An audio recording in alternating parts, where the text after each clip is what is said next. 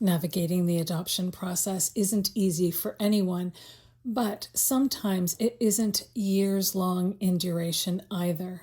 Today, I have the opportunity for you to listen to the conversation that I had with Jason and Nate, who are proud adoptive parents to their daughter, Lizzie. And we also spend time talking about their fantastic podcast that you absolutely need to check out. Welcome to the Becoming Baby Ready podcast, your podcast for queer family planning. My name is Sam, and throughout this podcast, you'll hear me have conversations with professionals who work alongside people who want to start and grow their families, as well as parents of intentionally created families. Everyone I speak to identifies as being part of the 2S LGBTQIA+ community. This is your opportunity to learn answers to questions you didn't even know you had. Welcome, everyone. I'm really excited. Today, I have the opportunity to introduce you to Nate and Jason, who are joining me from Michigan. Welcome to the two of you. Please tell everyone who you are and about the members of your family. Thank you, Sam. My name is Jason Bruner Burns. I am the proud husband of Nathaniel Bruner Burns. We are about to celebrate 17 years together. And then the third person in our family is this beautiful, rambunctious 5-year-old named Lizzie. Elizabeth is her formal name. We call her Lizzie for short, who's full of, as we learned in parent-teacher conference last week, Lizzietude from her kindergarten teacher. And who does she get that from? Both of Her us. Wow. He's much more generous than I am. It's all him. She's like mini me, I swear. I try to be nice and say both, and look at what happens. And it's like, nope, I'm just gonna throw you right under the bus. All right. So Jason, you're dad? And I am Nate, dad. Yep. And Nate, are you Dada or Papa And or Papa. Yep. Papa? Excellent.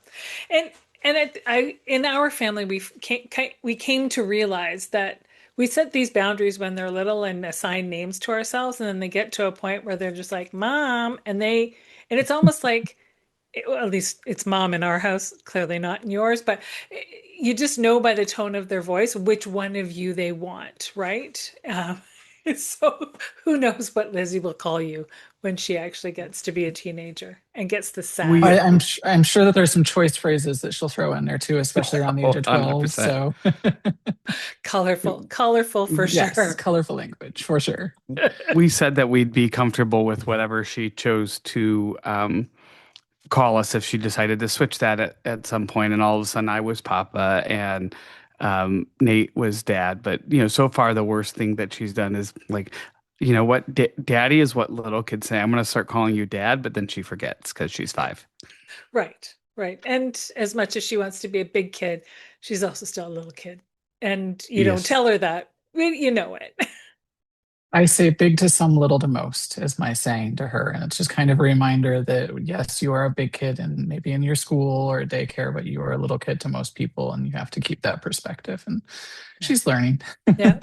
Yeah. And she has the opportunity to learn from the pair of you who are very wise individuals and probably speak to her. And the way you speak about her tells me that you also speak with her using adult language, using proper grammar, not talking baby talk to her.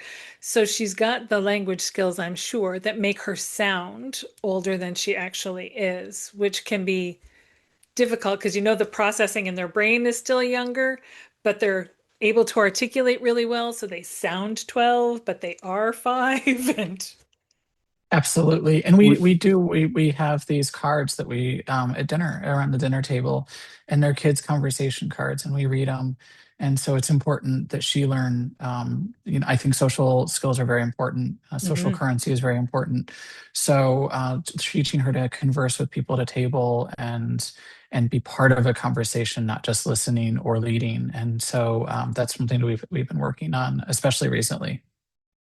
It actually came up in her parent-teacher conference, right? That her teacher shared with us that it's clear that we talk to her like an adult and that we read to her. We should probably read to her more than we do, but we do We do read to her, and but because we've always spoken to her as an adult, she has this really um, big vocabulary. Now, the cards were Nate's idea, and they are great. We're struggling with her. She views it as a game, so it's like, how many cards can we get through? Not can we have like this really depth of conversation? And she will like interrupt us, be like, "Daddy, it's time for the next card now." I'm like, "But we're talking about something else now." "No, Daddy, it's time for the next card." And that's Mm. part of the education, teaching her that, that the point is their jumping off point, but that the conversation flows and that you have to stay with it. So, talk to us in a few years, see how it turned out, but we're trying. And that's all you can do, right? You can just meet them where they are, try new things, Yeah, and it works while it works. And when it doesn't, you start something new. That makes sense. I want absolutely. I want to dive into how Lizzie came to be a part of your family. You've been together 17 years, Lizzie's 5. So there's some time in there between when the two of you got together and when you became parents. When did you decide that you wanted to become parents? Was that an early conversation? Was it a late conversation? Was it a somewhere down the road, middle? Take it, Daddy. I You I think it was an ongoing conversation. I arrived at the desire to be a parent much earlier than Nate did. And then I don't know what changed in him, but his sister used to do in-home childcare for nearly 2 decades. And we would, when we would go back to Ohio, where his family is, and visit our niece and nephew and his parents and his sister, we'd see some of those kids. And so one day we were just playing with one of them, and the next morning Nate looked at me and said, "I think I'm ready. I think we should do this." Um, and so that was the starting point, and then it was, the rigmarole of, you know, finding the right adoption agency, making sure you have adoption agencies that are going to support families that are like our families and not take a whole bunch of money from us with no intent of ever placing a child with us, and all of that stuff. So I think it was not early in the relationship. We were young when we first got together. We're less young 17 years later. And so, it was, I think, probably an ongoing conversation for 5 or 6 years before Nate finally said, "Yeah, let's do this." And that was the one thing that we had agreed to, is that we weren't going to do this until we were ready. Is the wrong word, because I don't know if you're ever ready or you ever feel ready, but Mhm.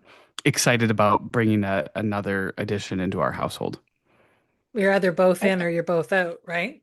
Yes. yeah.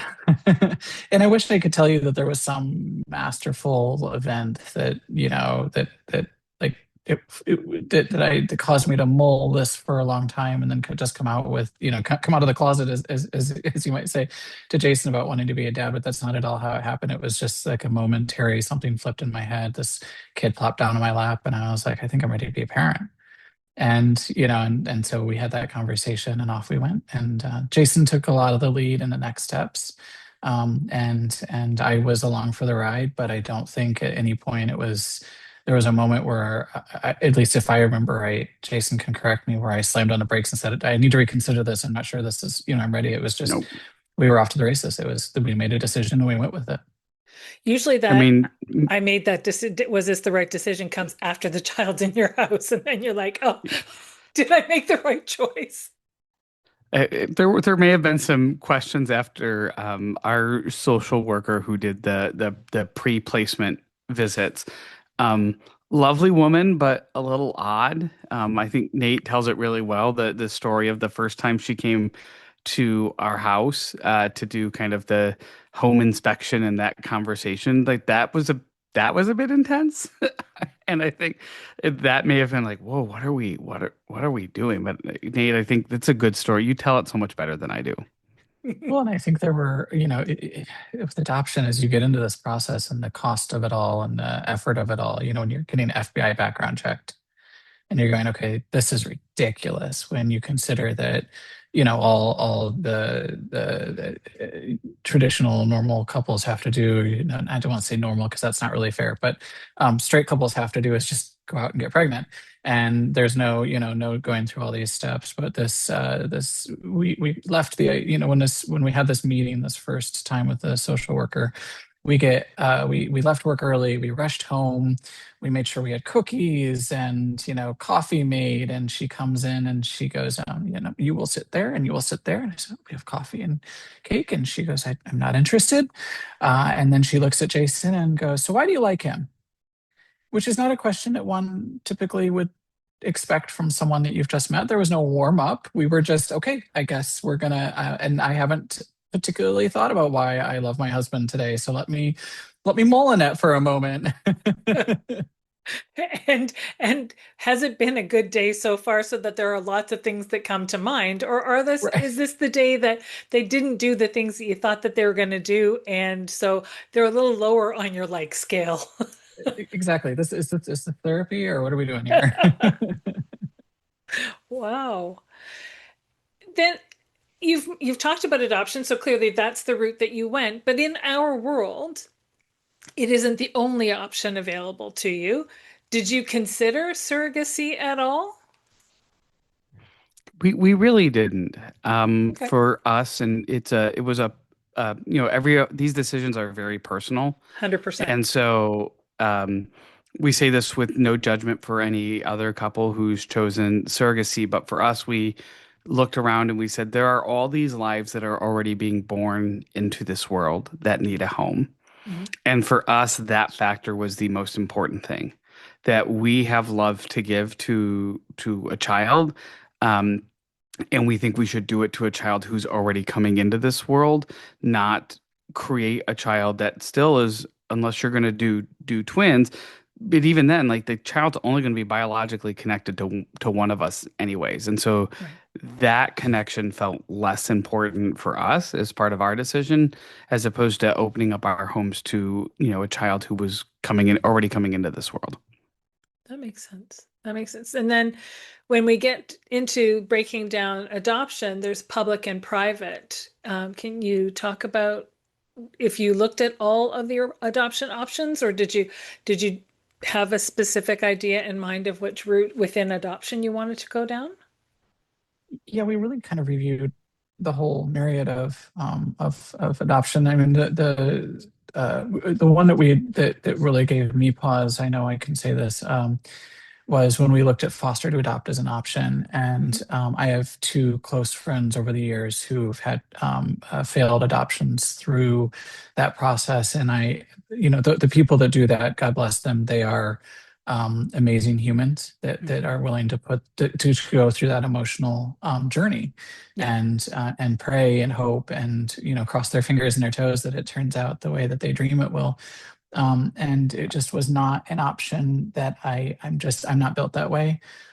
We actually talked, there were certain criteria that we set for ourselves that we will do this for 3 years. At the end of 3 years, if we haven't matched, we're going to drop out and say we tried our best. Let's move on with our lives.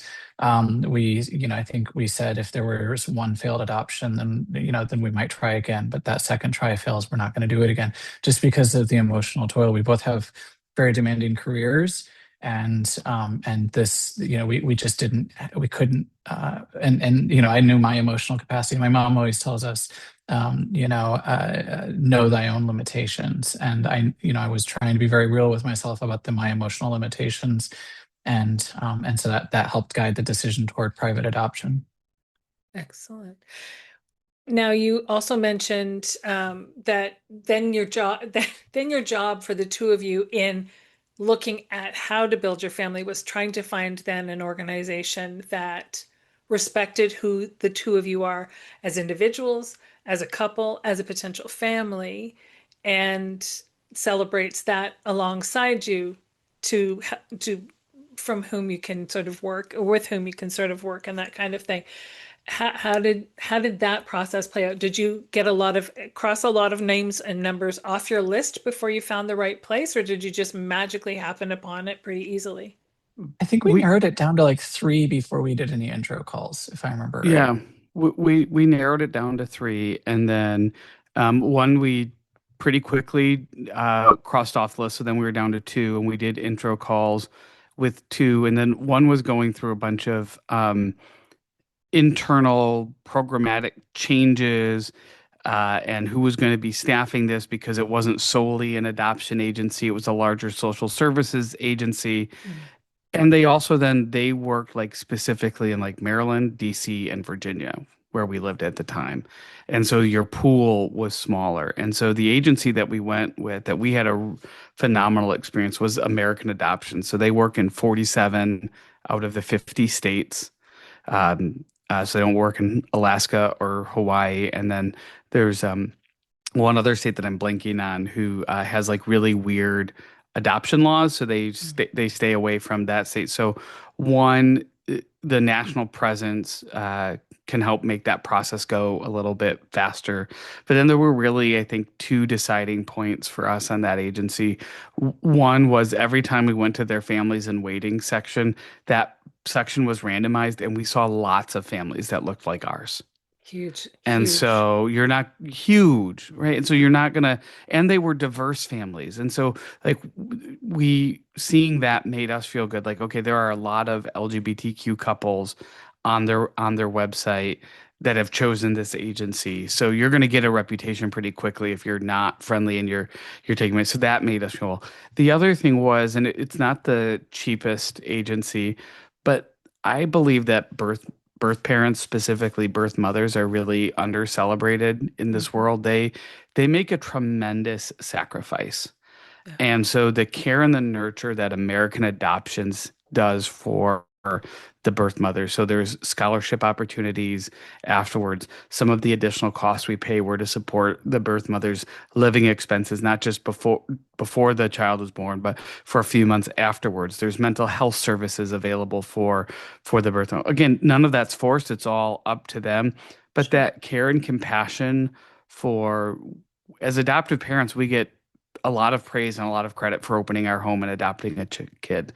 But we forget that the other part of that equation is the birth mom who picked us to be a family, Mm. who picked us to raise the child that she carried and gave birth to. And so that care and compassion for the birth moms, we hadn't seen that. I'm not saying other agencies don't do it, but Right. American Adoptions was explicit about talking about why they were a little more expensive, and it was because they did these things for the birth moms. And so that was kind of the deciding factor for us.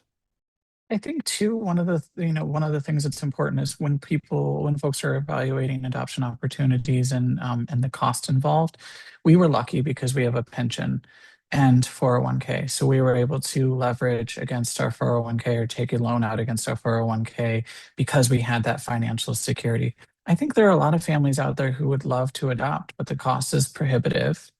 And so then they're either going into a foster to adopt situation, which, like I said, they may not be emotionally equipped for. And Sure. so they're kind of coming out of that going, I don't want to be part of this anymore.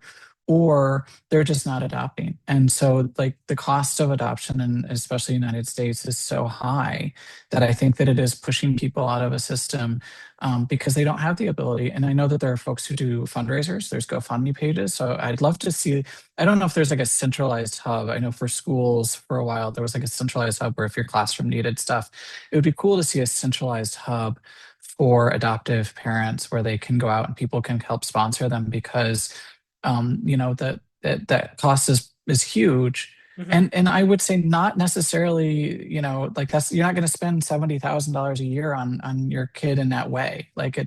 you can be an amazing parent, but you may not have access to that kind of liquid cash right away. So I would love to see, and we continue to advocate for policies and laws and opportunities to change to create more families, more loving families out there. And I think that that's one of the key pieces, right? I mean, what we want as parents or as hopeful parents is for a child who comes into our world to feel as much love as they possibly can.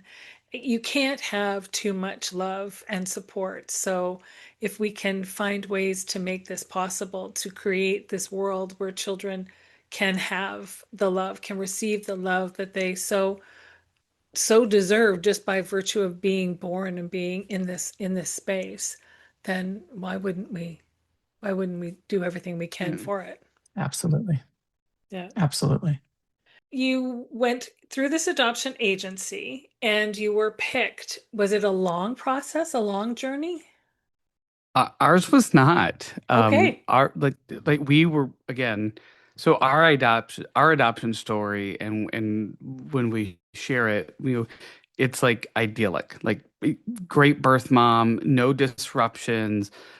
Our process, literally from like the first home visit to when we held Lizzie, was right around 9 months, which Wow. is ironic because that's about how long a woman would would Yeah. would would carry a baby to full term. And so, Though we did not have the benefit of knowing that a baby was coming for 9 months. So no, Fair. correct, we did not.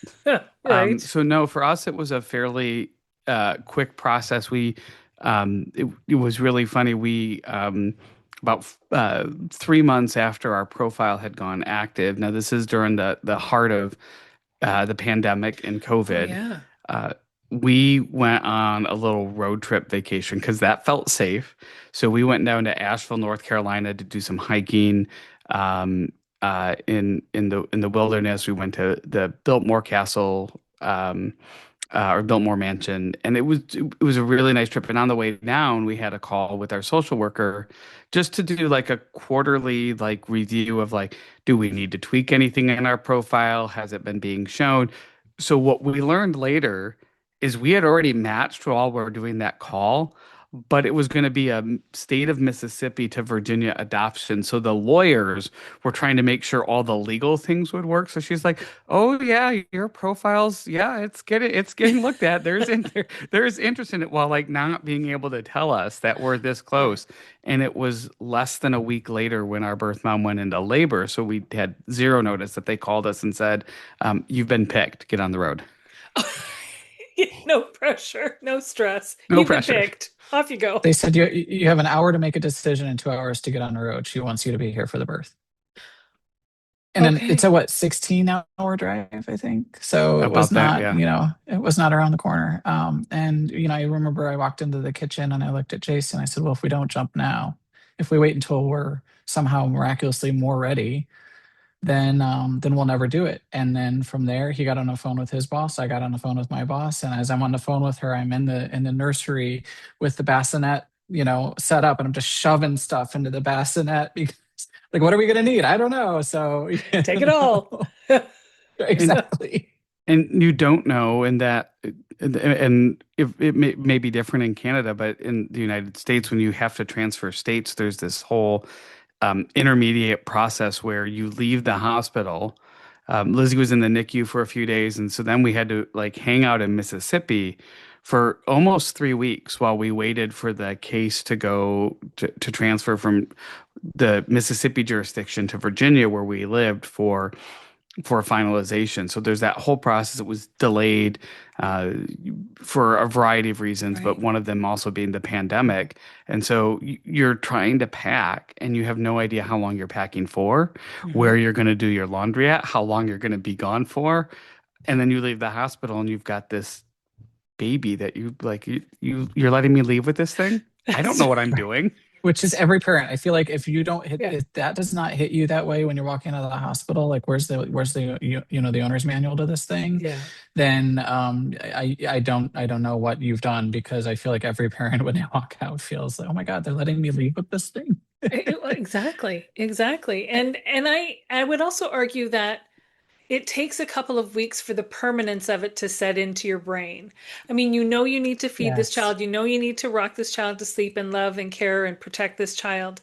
But I find for most people, it's when they've been with you about 2 weeks and you kind of go, okay, so like this is permanent. This isn't This is Yeah, not a changing. this temporary This is condition. happening. Right. But I'm I not think our brains babysitting my need niece or that. nephew. Exactly. Exactly. It needs to be that way though, I think, in order to give us that stamina to keep going and not say, what did I do? Hold on for just a moment. We'll be right back. You know you want to start a family, but you're really not sure where to start, what questions to ask, who is your best person to connect with. Well, I would say that the best person to connect with is Sam from Baby Ready. We have connections and resources, answers to questions, and we have been helping support families for over 25 years.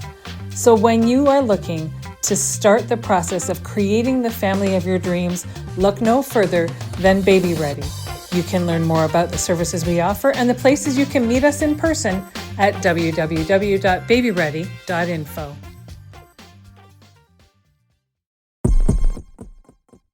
Well, we were blessed in a way because she was born a little early, so she was in a NICU for I want to say three Five to five days. days, 5 days. 5 days. So we had these amazing NICU nurses that were like giving us free parenting classes, and I remember, the nurse came in and she was a little gruff, and she goes, "All right, you're going to learn to change a diaper," and I'm delicately touching Lizzie, and she's flipping her over, and she's like, "She'll be fine."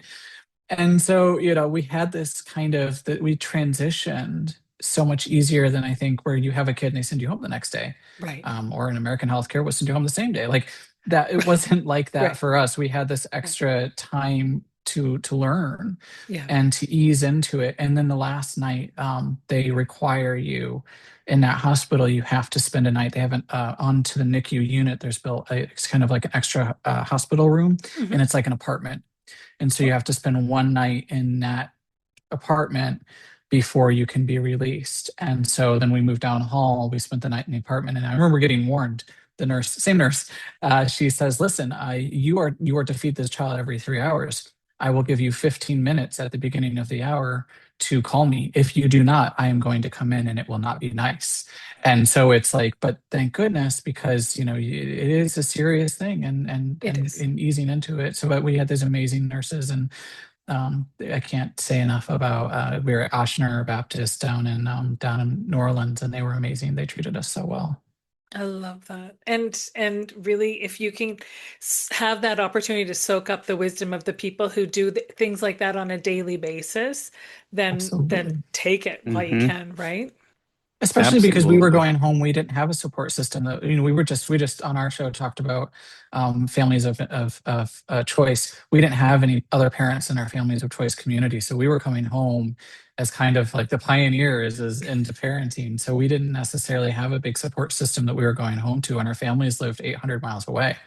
So it was very much, thank God for those amazing nurses, because they really did ease us into parenthood. I think one of there were some untold blessings of the pandemic too. Mm. And one of them was is we got nearly the first entire year with our child at home because there was no daycare option. Like Right. it didn't exist. So when we came back from our new parent leave, and we're doing Zoom calls, I'm like, hey, I'm gonna have a baby in my hand, and everyone loved it, right? Like, oh, Right. that makes you feel good during a pandemic to see someone feeding a baby, right? Or they'd say, go get the kid. But we Yeah. were really lucky in that regard because I feel like it helped us bond, and we had a really supportive employer who encouraged us showing Lizzie on everything that we could. But I I will always be grateful for those extra months that we had Sure. that we would not have had. She would have gone to daycare much earlier if it hadn't been for the pandemic. Yeah. Absolutely. Absolutely. And I mean, when you say that you're leaving the hospital and you're driving 16 hours home to be in a space where you don't have chosen or biologic family nearby, I think, okay, well, great. So then maybe you can go to the libraries or the drop-in centers or what have you. But in COVID, you can't. You really truly are kind of flying on your own for a year. And then she's mobile. Parenting brought to you by Google, Right. and my sister, she was in childcare for 18 years. So we would call it consulting the Oracle. Right. And, when something would come up, we'd just go, have you consulted the Oracle yet? Because she, she helped us in so many ways, especially when you don't feel like you're doing it right, or your kid is maybe not hitting the mark. Like, hey, I feel like she should be walking by now, and the book said so. And my sister, she goes, listen, every kid will find their own way, and you have to, like, some kids, it's just they do it later. Don't worry, it's fine, and she helped talk us off those cliffs, which was invaluable as well. Yeah. I often have parents say to me, and I was reading in the book, and they said that I should do this or I should do that, and it doesn't feel right. And I always say, well, if it doesn't feel right, then it's not right. If your child's not doing the things that you think the child should be doing, but they're doing seven other things that other kids their age aren't doing or whatever, then it all comes out in the wash. Like, quit Yeah. comparing all the time. You're doing this right. You're leading with love. You're meeting your child's needs. You're making sure that they're safe and fed and secure and comforted and supported. Then you can't be doing something wrong. We had Lizzie's kindergarten teacher tell us last week that at our parent teacher conferences that, hey, here's some areas where she's excelling at. She did all really well on her report card. Here's a couple of areas. And we asked, like, should we be worried about those areas? He's like, absolutely not. He's like, Right. if you plant a garden and you plant all the same flowers, they will not all bloom on the same day. That's right. And so they will bloom when they are ready, and there is absolutely nothing to be alarmed about. And so, that helps you like, okay, third party validation is real. And sometimes that other person saying, hey, you guys are doing a good job as parents, like that's helpful because I know Nate and I have talked about this on our podcast.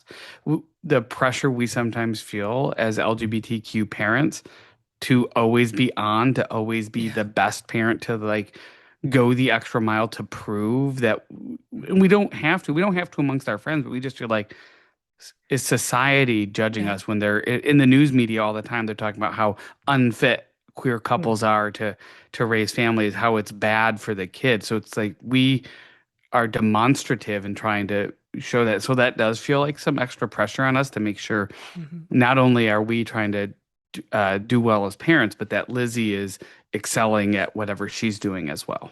Yeah, for sure. It's parenting's not for the faint of heart. And you need No, to we haven't gotten to set the teenage years yet. What is the saying that they say that the days are long but the years are short? And I feel there's so many of those like trite little things that you hear when you're getting ready to be a parent or you're having those conversations. One is they grow up so fast. You're like, they're not, yeah, whatever. They do. They grow up so fast, and the days are long. Mhm. And that we went through the what was the year three where we were pretty sure that Ooh, that's either we were terrible. going to kill each other or kill the child, or she was going to kill us. But Right. that was a tough year. Yeah. But she's incredible, and we made it through. Yeah.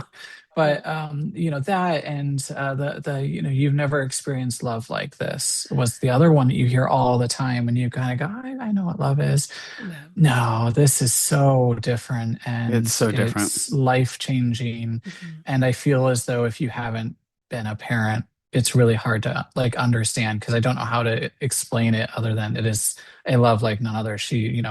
When I put her on the bus, I watch my heart leave, Yep. and I miss her, and I worry about her until she comes home on that bus. And yeah, it's undescribable. I'd like to tell you that that gets easier, but mine are almost 28 and almost 25. The 20-year-old lives with us, so we know where she is. She's here. But the other two are grown and gone, and one's getting married in the summer, and I'm like, wow, it doesn't get any easier to have your heart walking around outside of your body in another province or hours away or but you I never moved out the day after high school. I don't know how my parents did it. I actually just told my mom this. I'm like, I don't know how you did it. I I'm cannot so imagine. So sorry. I didn't mean to. Yeah, like It's true. It is wild. You've mentioned a couple of times, you've talked about things on your show. Tell us a bit about what is your show? What's going on with that? So we started our own Two Gay Dads podcast, and there were a couple of reasons why we started it. I think it's a hobby. We're not making money on the show yet. If that happens someday, great. If it doesn't, that's not what we ever set out to do this. Right. But we also work together in our normal full-time jobs. That's not how we met. But so what we realize is all we do sometimes is we would talk about work. And we work for a large social justice organization that works all across the United States. And um, since November of 2024, it's been real rough in Yep. America. Yep. And so our stress and anxiety was starting to affect our kid. And so we had been talking about toying around with the idea of a podcast. And then finally I just said, you know what? We're going to do it. Right. Forget it. We had bought a website, years prior. And so we started the Two Gay Dads podcast. And it's us trying to put something positive out into the world.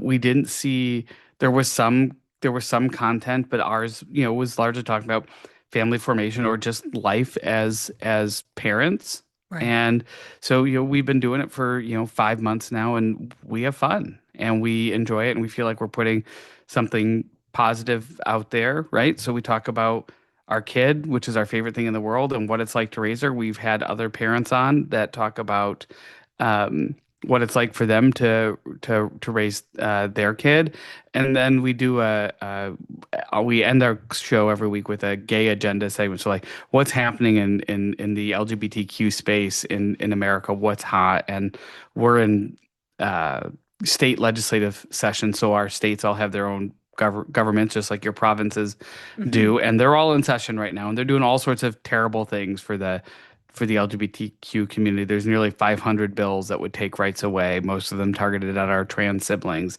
So we talk a little bit about that just because we can't be in these positions where we're out and ignore the fact that politics does affect us, that it affects families like ours, and that there is a movement in this country to try to hurt families like ours Yeah.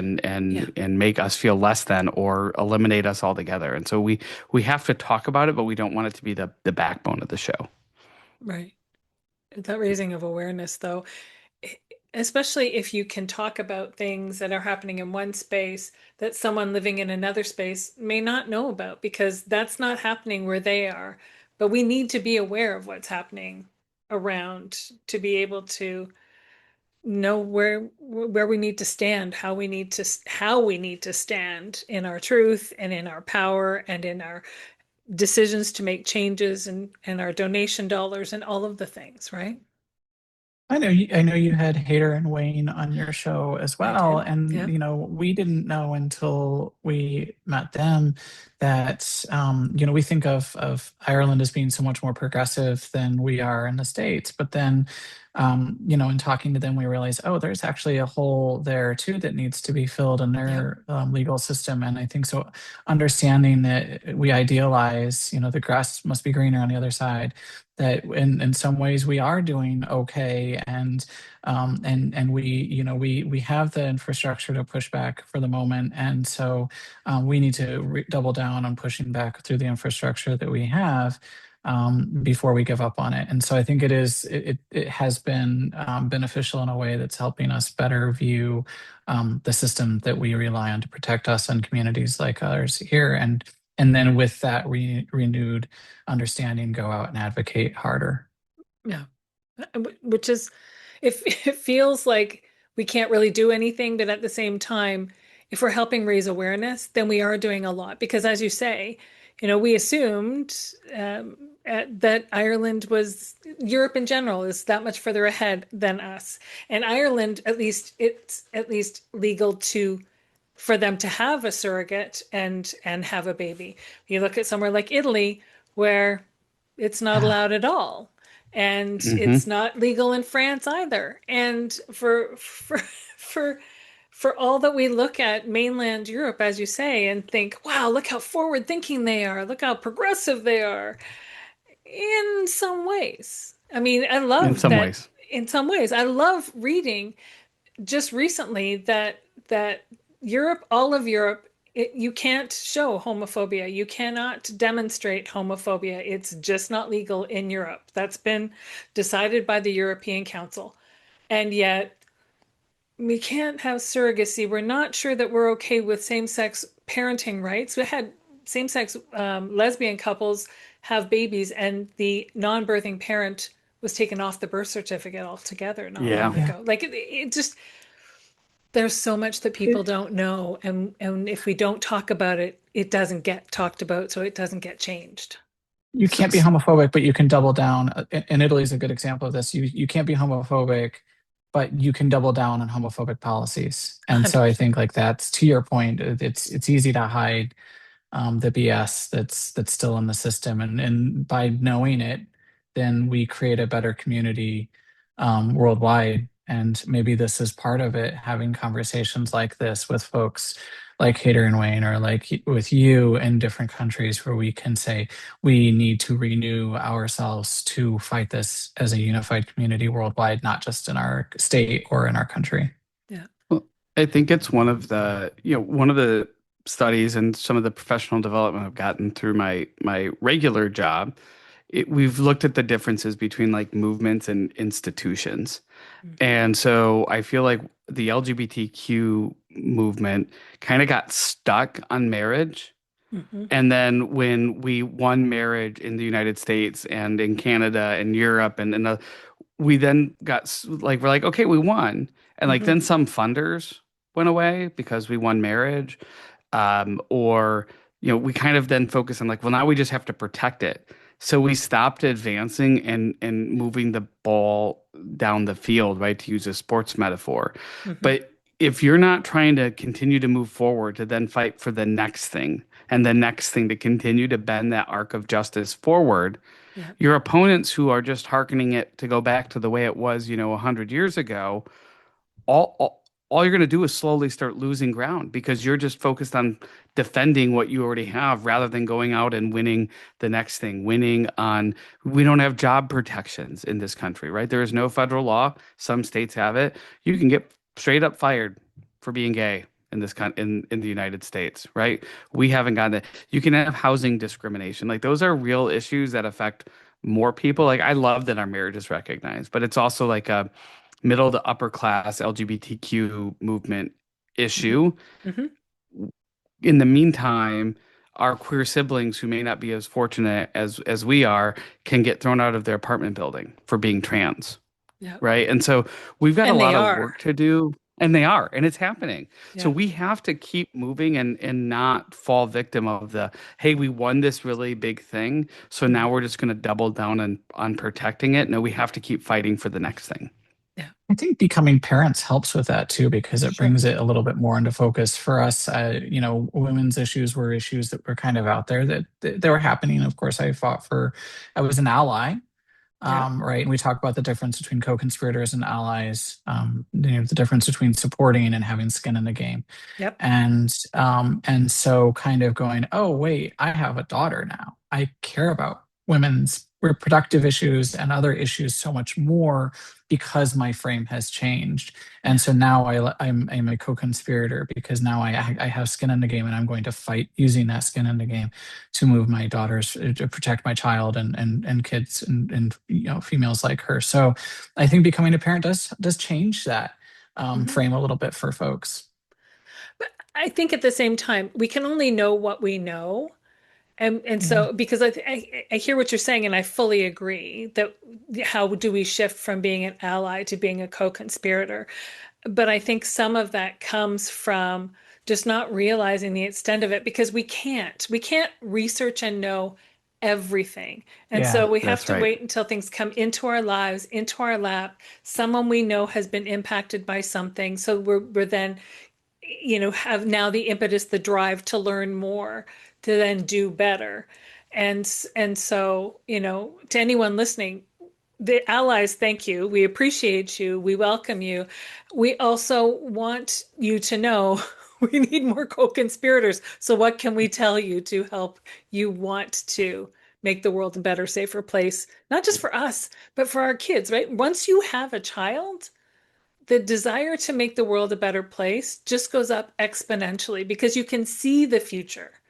It's not just you and your body, but you've now got the future in your family. You can see it. And you I think just for want your us, kid to have it just this much better yeah, than just a little than bit Yes. than than easier. you do, right? Just a little bit better than you do. A little bit easier, Yeah. right? Yeah. I think for us too, we were two gay men who moved to a small conservative community in Northwest Michigan with a kid.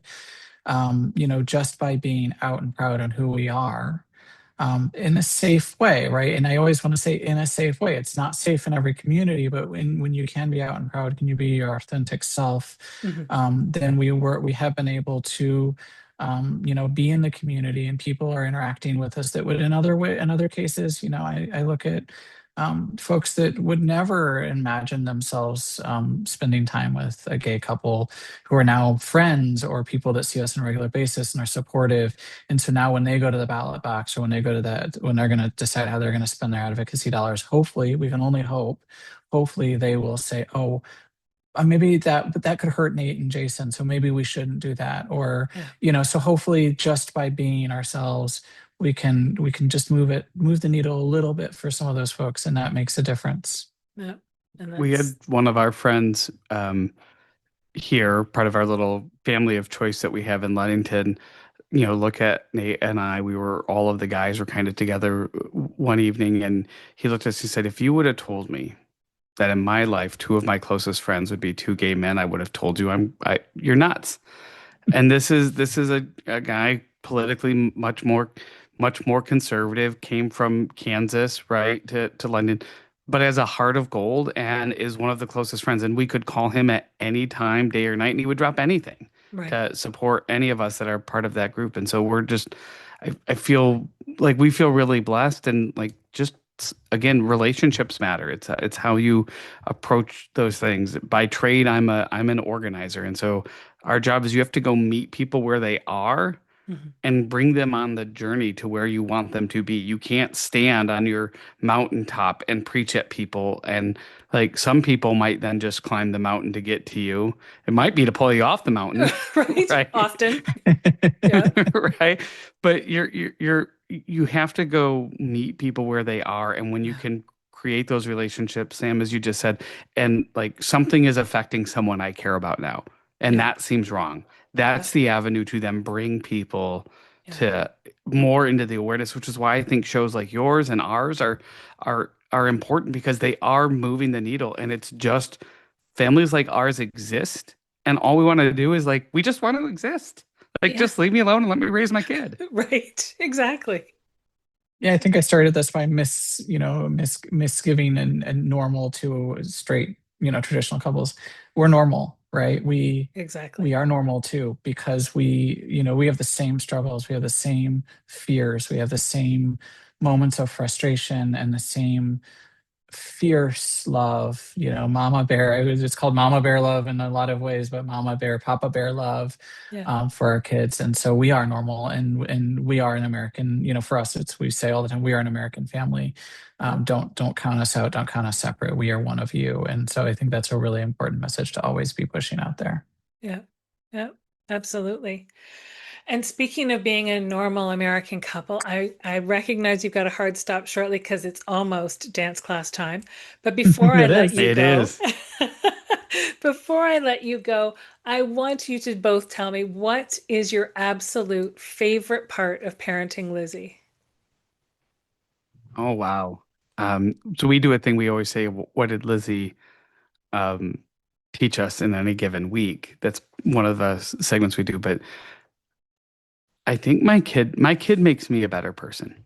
Mm, That like the impact that she has had is beyond just the like she's made me a better boss at work because I'm more patient, because I mean sometimes I feel like my team acts just like her, but she yes. makes me just better because I want to be better for her. And then I feel bad when I don't show up for her in a way that I feel like I should show up for her. But I feel like my favorite part is, they say parenting changes everything about you, and it's completely true.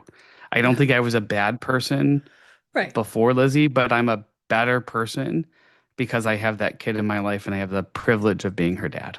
Yeah. Fair. I don't know how to top that. That's really, I That was mean, good. I That don't was know. That was good. really good. Feel like, did you get a heads up that that question was coming? I didn't. I feel like it's kind of every parent's going to say it. I love watching to get to see her grow. The privilege of seeing her grow up, the privilege of Yeah. seeing her figure out who she is and what she wants.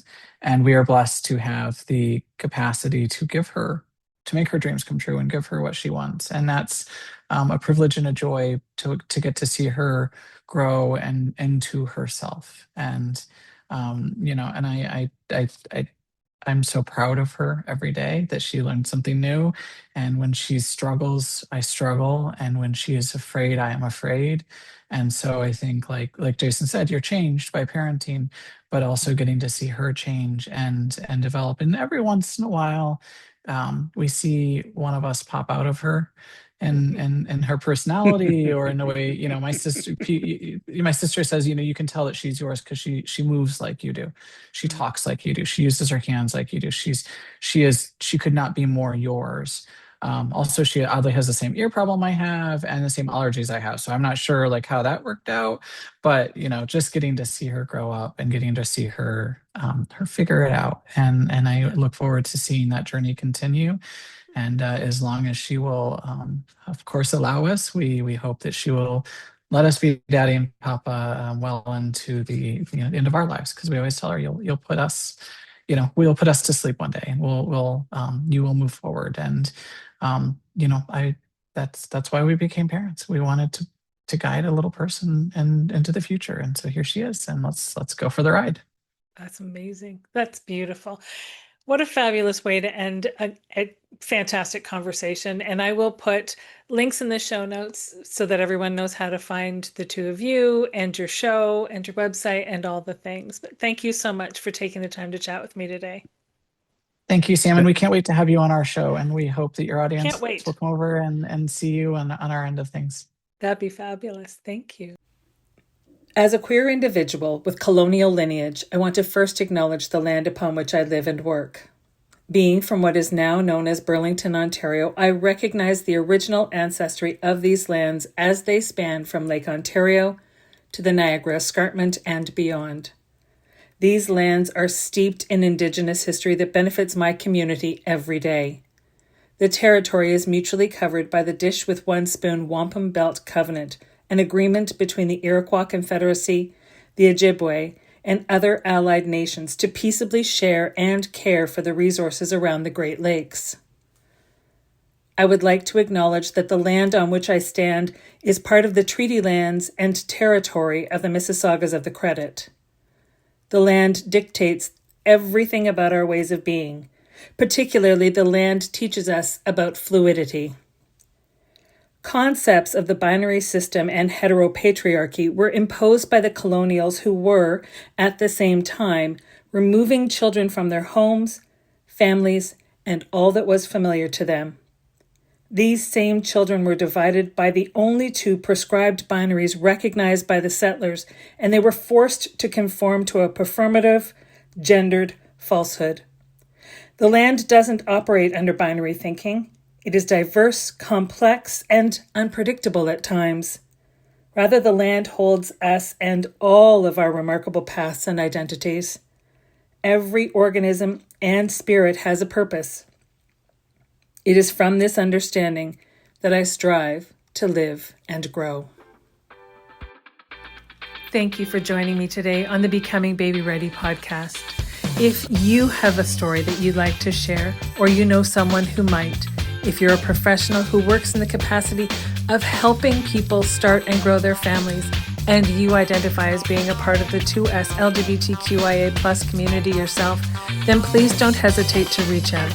We always have room for more stories to share, and there's always more learning to do.